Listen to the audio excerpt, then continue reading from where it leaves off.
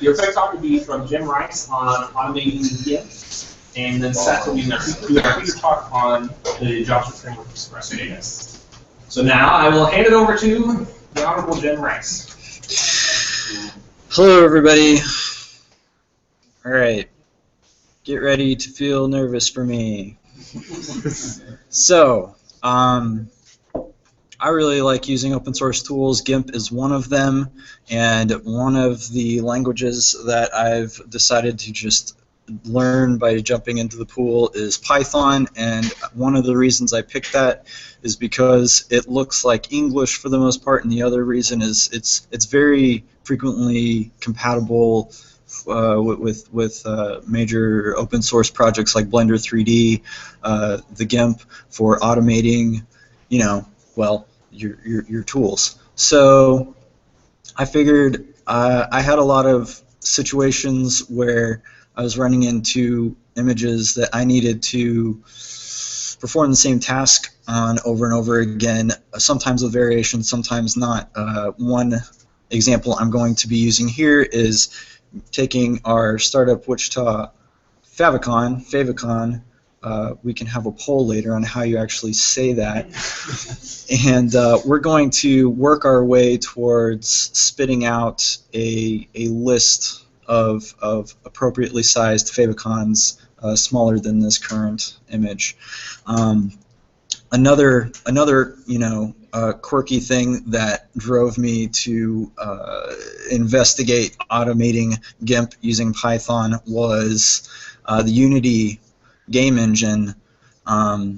Intuitively, if I'm drawing a spaceship, I want the nose up here at the top and the rear down here at the bottom with the engines and what have you. And then when you import a PNG to Unity as an asset, it expects the nose to be, pointing to the right. So and with some engines, depending on the game you're making, it's best to have your vertical and horizontal dimensions in multiples of 4. And I thought, I don't want to do that to hundreds and hundreds of images, say if I want to procedurally generate game assets when I'm a real programmer. So I'm going to be completely frank with everyone here, and oh my gosh, how was I doing that? And point to this guy, Frederic, in eons ago, in 2010, basically did my talk. And the more I looked at what do I need to do, what are my options, the more I came across his tutorial. So not begrudgingly, he did a really great job. It's a 4-part series, and it kind of breaks it up really, really granularly. I'm just going to kind of highlight the aha parts that I happened upon and that he did a better job of articulating. So here in my outline, which I'm going to refer to haphazardly because I'm just so organized. This is my avalanche of terrible notes from my devICT talk. There's a couple approaches to automating Python with GIMP, or automating GIMP with Python is use pythonfoo, which is, you guessed it, there's basically a library that you can import into a Python script that facilitates a number of GIMP procedure database calls. So here we will be from GIMPfoo import everything because we obviously need all of it. And yeah, call me out. This is from his examples. I didn't take that out. Because dang it, I finally got stuff working, and there are ghosts in my computer. I will I will prune this on my own time. So I keep doing that. So originally, when you would want to automate GIMP, you would use what is called ScriptFoo, right? And oh, my menus are so tiny. In ScriptFoo, you can see what is available from ScriptFoo by looking at the procedure browser, and you can call these from your Python scripts. And I call a few, and say you just kind of, you want to find out, I want to do something with a PNG, which we're going to do later. So you see what your parameters are over here. Quick thing to mention, because I'll probably forget later, is in your scripts, you do not need to call out or define anything or pass anything for the run mode. That is done implicitly, kind of behind the scenes by the GIMP and so on. And so sometimes that's just handy to kind of have open and see what's available. And then the other asset we have here is the plugin browser, which is all of the Python foo options that you have here. Similar manner, this is all done in the background. If you're dealing with image, I don't know how to articulate what that is, but if you're dealing with something that operates on an image, then I noticed that it will always expect, and if you do not define it, it will do it for you. It will anticipate an image object and a drawable object, and a drawable object, the image is like if you pass it a PNG, there you go, but the drawable is your currently selected layer that you're operating on. If you have a come on Ubuntu, let me use my computer. So if I have this guy here, and I create a bunch of new layers, garbage. I'm used to having all of the buttons visible, but this resolution's gimping me. Oh, that was terrible.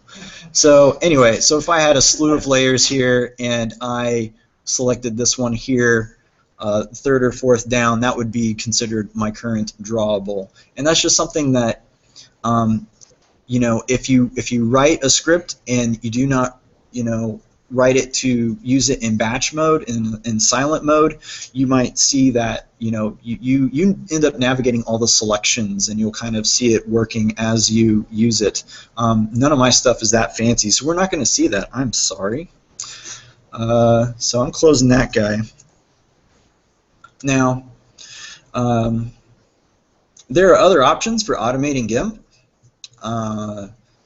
There's just the ScriptFoo is a scheme-based language, and I looked at it, and there's a lot of parentheses involved. It's kind of nice in that it's very concise, and you don't have to do some of the kind of workaround type stuff that you're going to see me do here to get it to work in batch mode or in just running stuff silently from the terminal. But I don't want to do that. Moving on. Parentheses are your friend. Yeah, I do like parentheses. Granted, when I'm doing a lot of math and order of operations escapes me, parentheses, I love them. However, today I betray them. So there's also, I found out there was appears to be abandoned, or at least not dearly loved as the Python foo. There is a Perl option. And I like learning Perl every time I need to use it, as I... but I don't want to learn Perl this month, so we're going to use Python. There's a few pre-compiled, pre-rolled batch processors that are out there that people seem to like. A lot of times you ask, how do I do this in Python foo? And someone says, oh, just use David's batch processor, or oh, just use ImageMagick. Which, can be helpful, but I'm really stubborn, and I don't want that. So, to find out, and I think on most recent installations of the GIMP, and especially the one we're using today, you can find out what version of Python you have by coming down here, and it'll tell you. Well, I mean, you can find out the version of Python either way, but this conveniently, and I checked on my my Windows installation. Don't tell anyone that I have a Windows boot as well. It is also built in if you have Python installed. It will operate, and this is an interpreter that you can monkey around with.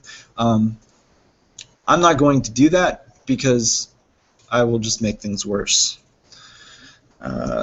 Now, I already went through the procedure browser. That's all great. That's all great. All right, I'm getting distracted, so we're going to just talk through a quick example script. Hello.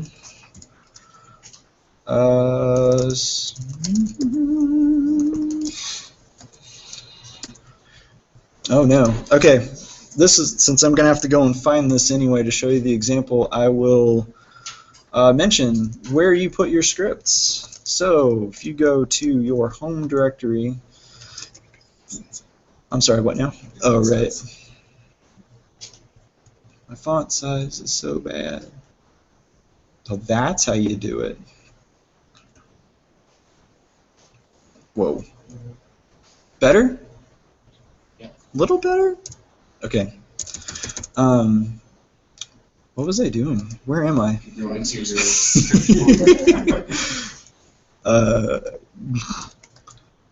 So you could see, where is it? I'm in the right place. So if you go to your GIMP 2.8 or whatever it is that you're using, and in it is the scripts is the scheme business, and there's something there that I was kicking the tires on. I'm not going to play with that. We're going to look at the plugins, which are the Python items, and the example.py here is kind of the bare bones hello world of Python foo scripts. So here we're loading the GIMP module, and this is the function. This is kind of like your main if you're a C programmer, and there's nothing wrong with that. And down here is where it is called. This is called the registration function.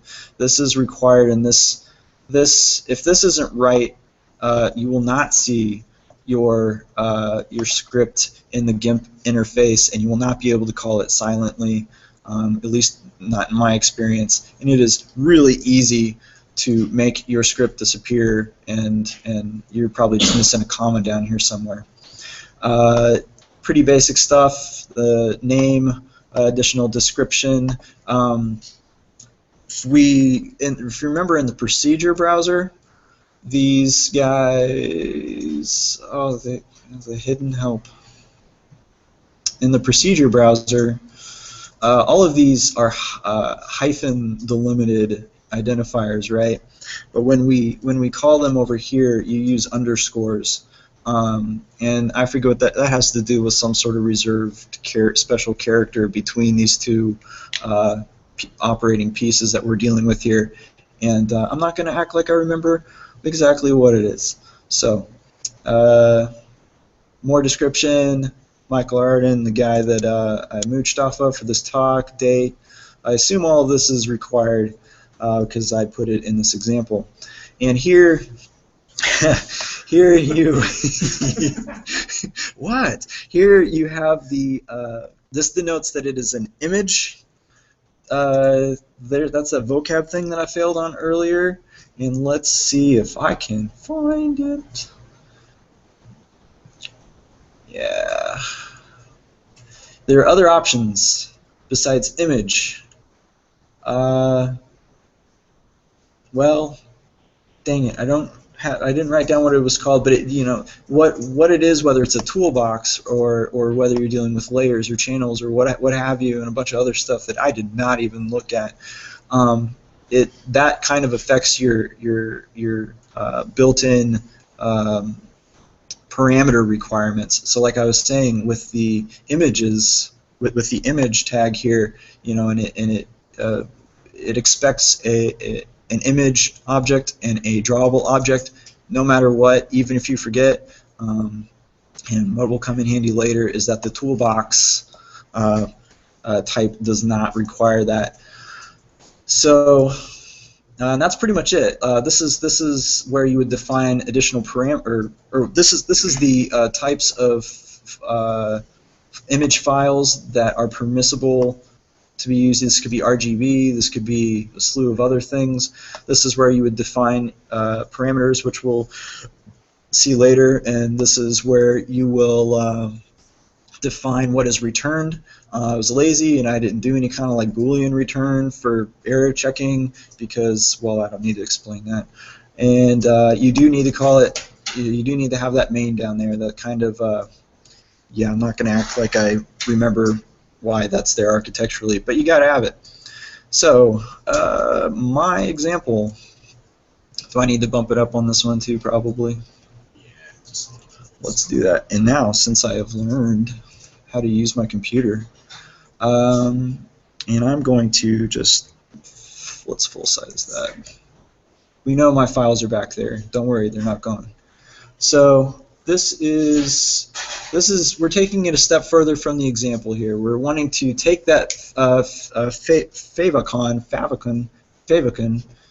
right here, and we want to make, take a step towards making additional copies of smaller sizes. So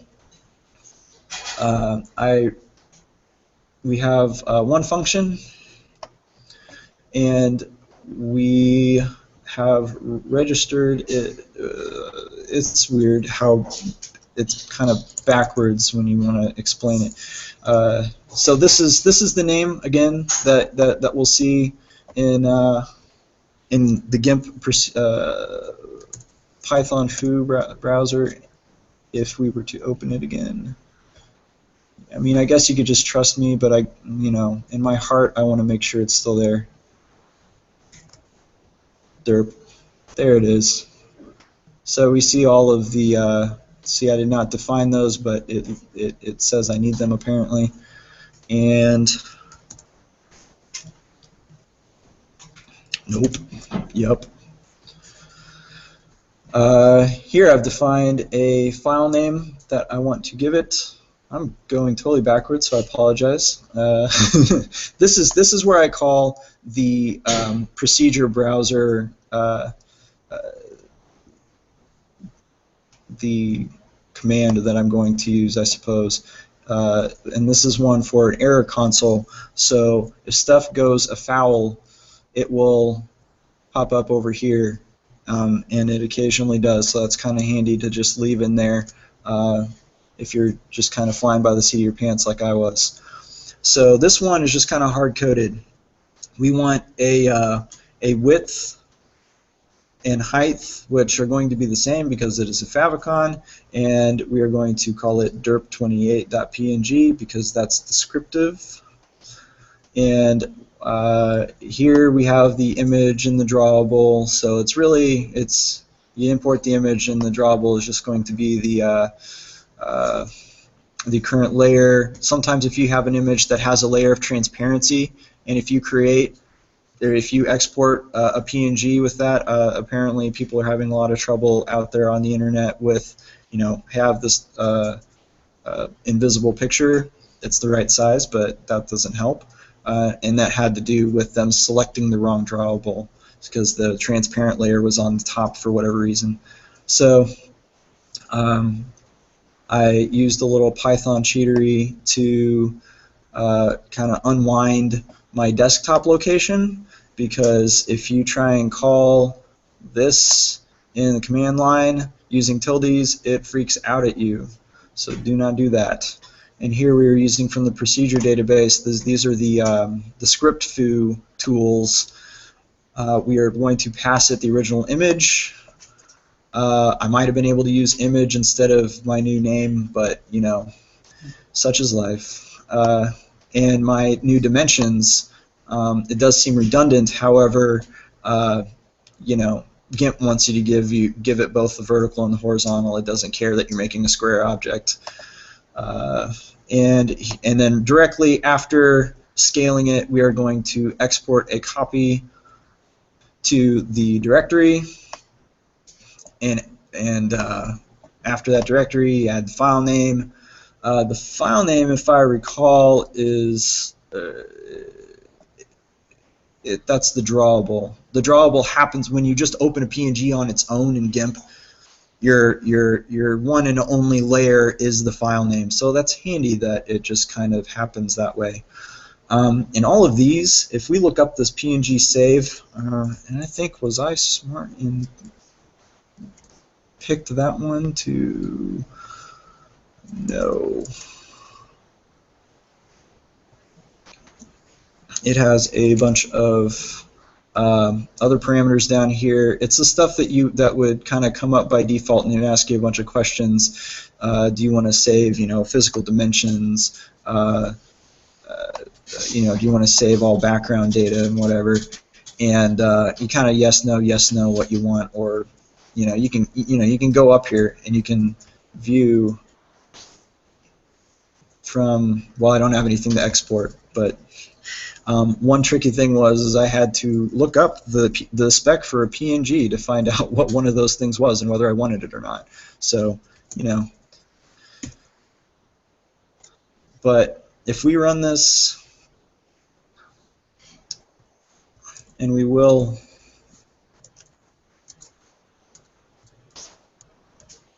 someday when I'm older.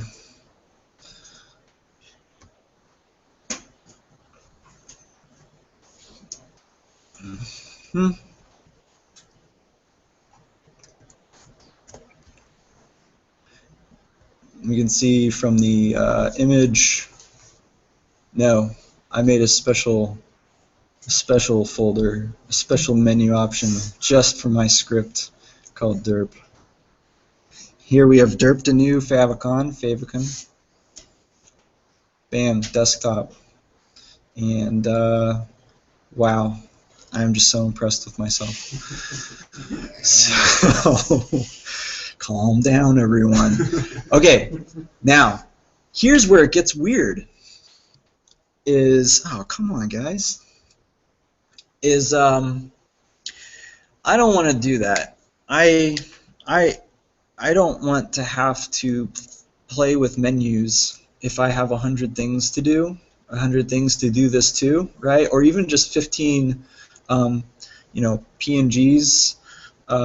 That's annoying. So what you got to do is I made a script to just do the resize and export. Okay. And it still, it still shows up as a menu option here. And if I no, I put in an image because I guess it makes sense.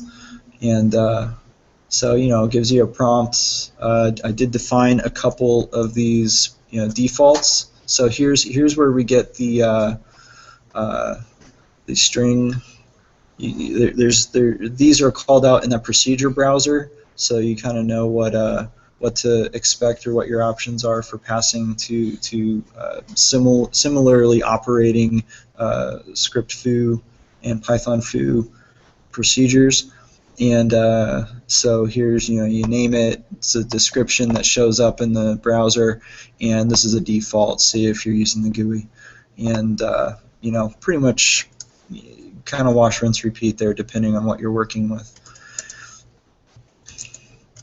So I'm not going to do that. I'm going to close this. So, yeah. So I could run that, and it would pretty much do the same thing that I did last time with derp, but with interactivity involved. So yeah, so this is where we're passing it the new size, tra-la-la, and really the kicker is this guy here. This is something you do need to register. Come on, if you're planning on using something from the command line or just having something even from the menu that you plan to do like some sort of batch or bulk operation.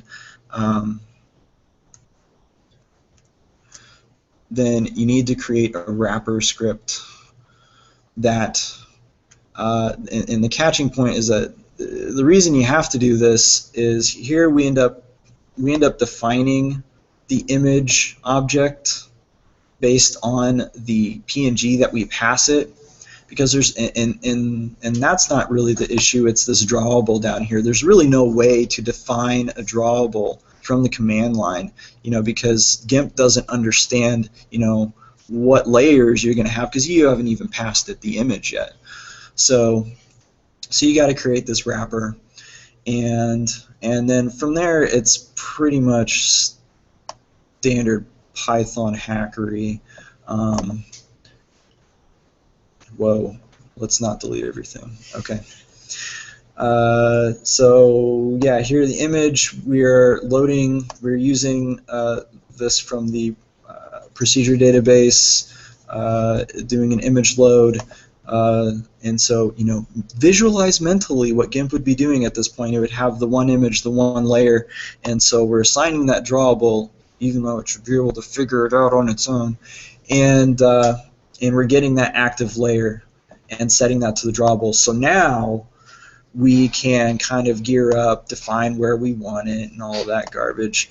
And this here, this has to do with the sizes that we're going to export, and I'll get to that in a second. But we get to all that so that we can call a second procedure, or a second function here. And in this function definition, we are calling our previous script, that favicon resize, that gave us, that had the preset options and all that we could operate from the GUI, but we're lazy and we don't want to do that. I don't think there's really anything to step through here that's terribly different aside from this batch script. This is the important part. You want to use toolbox, because otherwise you will have image here for hours. And you will wonder, why does it keep wanting to make image and drawables? I'm not sending you any image and drawable items. Why do you want them so badly? So, so I don't know. Does anybody have any terribly confusing points of conflict, or just want to tell me that I'm obviously lost? How do you use the command line executable once you've created it? Yes. I will do that. Is this the one I used? This isn't the one I used. Is this the one I used? This is the one I used, I think. This isn't even it. Oh no, I'm gonna have to Google something in front of everyone. Maybe this is it. So you've been Googling a lot of stuff. Son of a biscuit. Everyone look away from him. Yeah, don't look. Yeah. We're just gonna go with it here. But we're gonna find our good friends. Did I ask you one question? Our good friend's guide here, and he kind of talks through how to do the batch export. Oh no, I've got to go all the way through. Did I mention there were 4 parts? But you're doing this as a courtesy, because if anyone wants to learn more after tonight's talk, this is an excellent resource. Exactly right. He is getting screen time, and he deserves every bit of it. At least it's live, right? No, not at all. So, and there are other excellent resources, and he links a bunch of them. And I'll end up putting them in the GitHub repo, in which I dumped all of this terrible, terrible stuff I'm showing you. Not this, my stuff, and I'll kind of prune out the stuff that was kind of helpful, but I should have been able to get it with the other examples that I had, that kind of thing. So here's where you can make a wrapper script with scheme, but like I said, as friendly as they are, look at all those parentheses. Oh, come on. We want to use Python, because that gets you more hits on social media. Everybody's talking about it. Here we go. This is my cheat sheet, guys. This is my cheat sheet, and we're going to do this. There's no room. One more and you'll run to the next bar. Let's do that then. There you go. Wait, no, it didn't. It doesn't do it. It hates that. It hates There you that go, there so you go. badly. All right, you're good. Oh my gosh, this is the worst. Okay, this is the absolute worst. I'm not doing this. I can't live like this. This one's going away. Okay, why do you not make it No shift. not shift? Oh, God. Yeah, let's make it different because that's helpful. All right, it's just going to be really long, and I apologize. So, I can't even see it over here. Guys, come on, right? So, we run GIMP because it's command line. Oh, no. Do I want to be on the desktop? I don't think it matters, right? Because I'm going to give it the full path. So well, if it breaks, this is as close to live coding as I'm ever going to do in my life, and I will go home crying to myself. Python, foo, we called it favicon mill.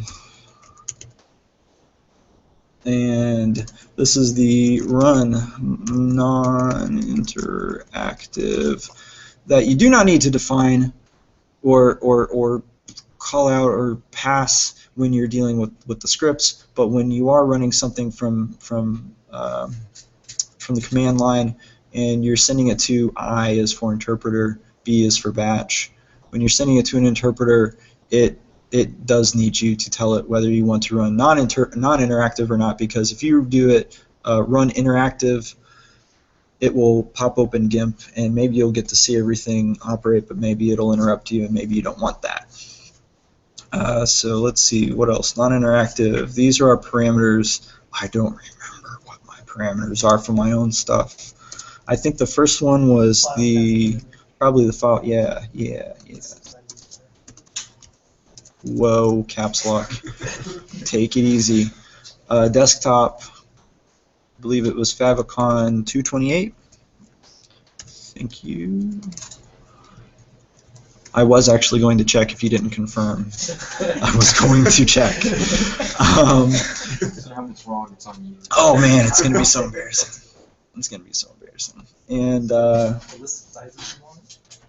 yeah. Where's all my stuff? So the other, yeah, I think just the size list should be it, because we sorted out everything in the mill script, passed along all the missing pieces that image procedure is going to want. So what do we want? We want 96, and just to make it interesting, we'll do it out of order. And 32. Oh, 21. You know what? Why not?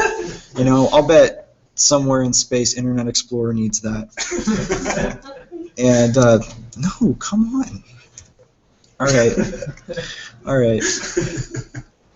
I don't know if I can take much more of this. Only half of those numbers are actual multiples. That's next year. I'm doing that script next year. Okay, and then you do need to, through the batch command, actually quit the GIMP, because otherwise I think it just keeps spinning. You got your quote. What? You got your quote. I did. This is why. We're here for you. This is why I need to take all of you with me to work. Click zero. Yep. It is right there. It is right there on the screen. So that everyone can see this fail terribly. It's not going to fail because you guys helped me. Whoa. There it goes. Oh, executioner. Fantastic. No such file or directory. Did I spell it wrong? I didn't delete it, did I? I'll bet I deleted it. T28.png. Was the dash B just like what to run when it's finished? What? No, the dash B is what tells it to run in batch mode, so that it. Gotcha. It's actually command. Otherwise it wouldn't. Yeah. I wonder if it's not expanding your tilde correctly. But I put something in there so that it would. You gave it, didn't you put hard code the desktop in there? Don't you just need to give it a file name? Yeah, you might just need to take it from. Let's try it. I would expect to see desktop twice. Right. Let's try it then. And filter, Yeah, no tilde. Because it's, or I guess then no. or I don't know. Was that file not on your desktop? It was. As a professional developer, I can assure you that trial and error is a legitimate strategy for troubleshooting. Absolutely. You know what's awesome? I Is get paid to trial and error all day. this guy. Oosh. Nice. I didn't think I was gonna have to use that. I should have known. See, Again, that and excellent seals. job, because now we know what we can use. Could not open Yeah. no such file. I Just so think everybody knows, I'm live coding my presentation too. So. I really am supposed to have desktop in there.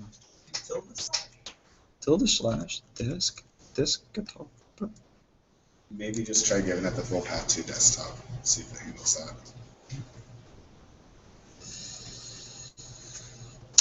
What did it? Still pigeon slash desktop. Same thing.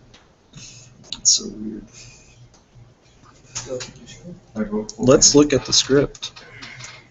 Try giving it the full path to desktop. Because that's supposed to be. Where is it? I'm looking at the wrong thing. Yeah, because we do that there. Show the name of the file. But that's not for your input image, right? Yeah, That's you're using output. your output. Right. Your input image is on the second, yeah, right there. So it's just taking whatever file path. So Yeah. if it's not finding the file, it must just not be expanding your correctly. So I think give it the absolute path. Fair enough.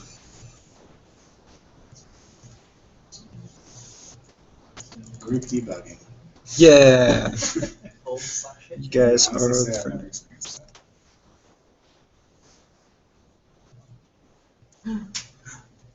Hey, do we have favicons?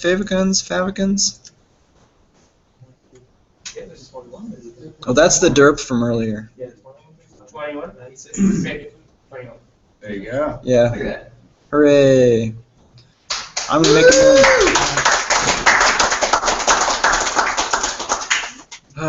All right, that's really it. That's really all I have prepared. Are you open for questions? Open for questions. I have a question. Have you done anything with raster data yet with the plugin? Like, have you actually manipulated the pixels of an image with?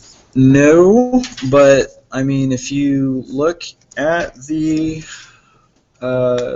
procedure database, Using it as a Gimp plugin. plug in like the procedure browser as well. And there, this is the ScriptFoo. For all I know, from what I've read, the Python foo pretty much can do anything the ScriptFoo can do, and so on and so on. So yeah, I mean, all of the raster stuff. I mean, if you want, what about like a mask or something? I mean, there's just all kinds of garbage. Is the API for all the things in the procedure browser available online somewhere? There is. I tried to look and find like some spec for the procedure browser itself, and I think they just expect you to look at somewhere in the world. I have Google Chrome running. You think? Oh my gosh, it tabs so slowly. I really thought I was bad, but you are in a lower resolution. I was like scrambling to get this stupid thing to work.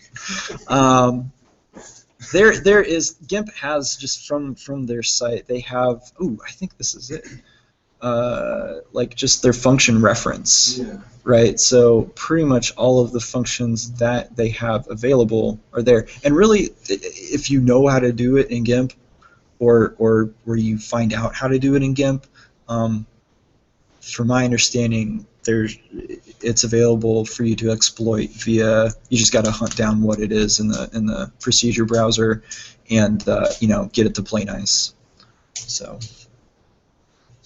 when you get to pass your one function that you define that it's going to run, start the mill or whatever. right. But could you still define a class in your file that has multiple functions that just kind of waterfalls through all of them? Yeah. I mean, in kind of in the same manner. Where did I flip and have it? So in the mill, this is my quote unquote my main function or whatever, but it I happen to only call one, but I mean you can just run and do however many operations you want, right?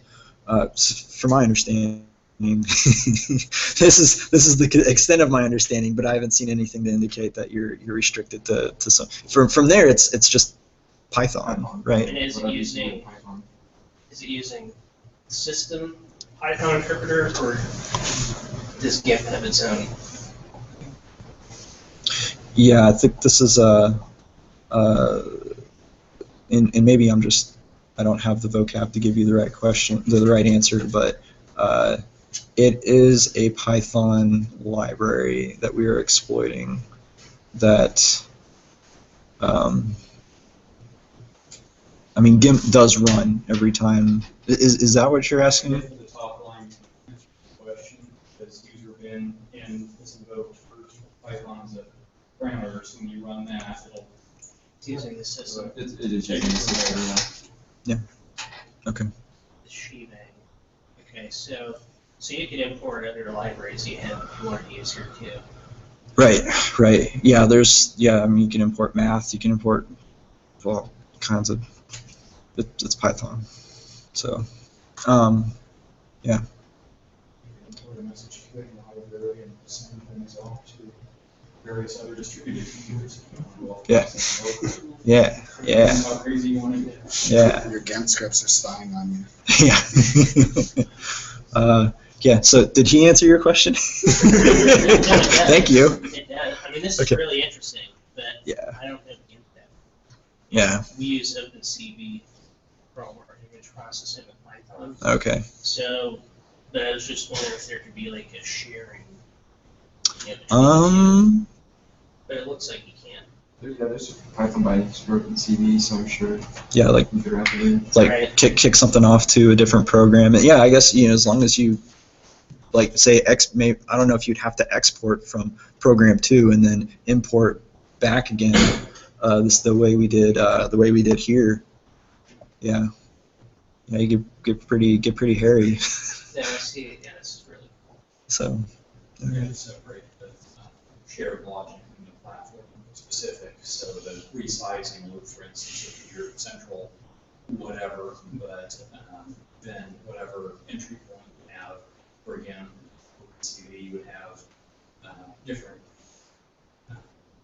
platform package, whatever you want to say, specific stubs loaded in the main part. But, Cool. Share between the two. Awesome.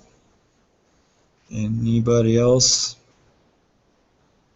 You're Okay. gonna show BIMP now? The batch image manipulation program? No, that was one of those other ones that was one of those. I didn't want to know how to do this with Python. Well, you could. It's kind of already done. Why reinvent the wheel? Well, because I'm a stubborn jerk. But no, I thought that there's was like the punchline in all these talks, was yeah. here's the easy way to do it. Yep. So, yeah, and all that was one of and the David's batch processor and other things. I'll link. I've got them in my notes somewhere. And then the GitHub repo. If you want to steal these and monkey with them, is on a web browser, if you can believe it. It's not. It's on every web browser as long as it's connected to the internet. That's the punchline you use way. Find someone who's done it. Go grab it. Yeah. Yep. Jim, I have one more question. I mean, let's Yeah. not lie here. Question asking. Ask the question. So a lot of plugins have configurable parameters that are that you can manipulate with widgets and stuff. Have you done any GUI building within? No. They probably use GTK as their toolkit, I would assume. Right. I have seen some examples of that. But I have not used that. I do know it is done though. I mean, that tutorial that you found, that the guy from the place. Yeah, with does the he have hat. examples of that? He does not. But since you asked, I will put that in. I'm going to do like an outline of kind of the highlights, and I'll put it in this repo. That'd be amazing. Thank you. And I don't know if we're going to have the devICT or Yeah, we're gonna clone it or the something. repo he's showing here we'll have on the devICT GitHub organization. So we try to do that with all our talks that have a code base that we share. We'll clone it over or fork it to the devICT account so you can see all of them there. All right. So yeah. It's not done yet, but we will. Yeah. Okay. That's ooh, yeah, here. Let's just do that. Nice. New issue. Create a new issue. Dom wants to know about GTK garbage. Okay. Well done. Garbage is a term of endearment. I wasn't being critical of your request. Okay. Now, anybody else have questions? No. Yeah, thanks for being sports.